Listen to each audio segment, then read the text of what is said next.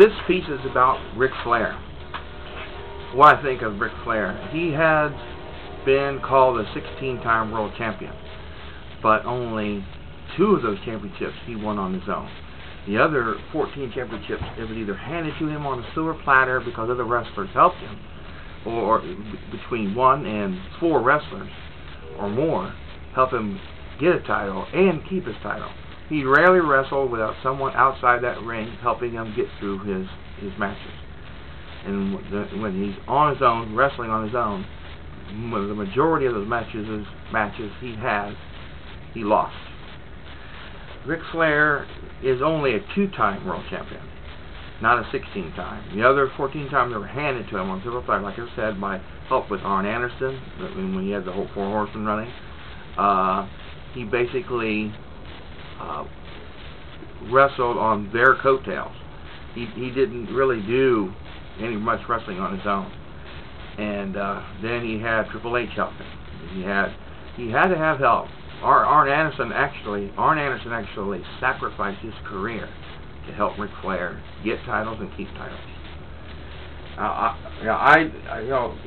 times I like Ric Flair when he's actually wrestling on his own 2 feet. Most of the time he isn't. He's been both the heel, the bad guy, and he's also been the good guy, quote unquote the good guy, or in fact in gray areas. But his wrestling ability can't keep up, and he never could keep up because he always had to have help most of the time. About 80% of his wrestling career was him getting help outside the ring most of the time. Ric Flair should not be in the ring now. He looks old, really old, and he could act like he could have a heart attack or die in that ring. He has no business whatsoever inside the square circle. None. He has no business being inside that ring. He is way too old for it now. He's going to get himself hurt or killed in there. And it is TNA's irresponsibility of putting him in there. I mean, he should be behind the scenes now in wrestling. He should not be in the forefront at all. Now, he may give he gives great interviews and he talks a great smack game, but that's all he's capable of really doing. And that is my take on Ric Flair.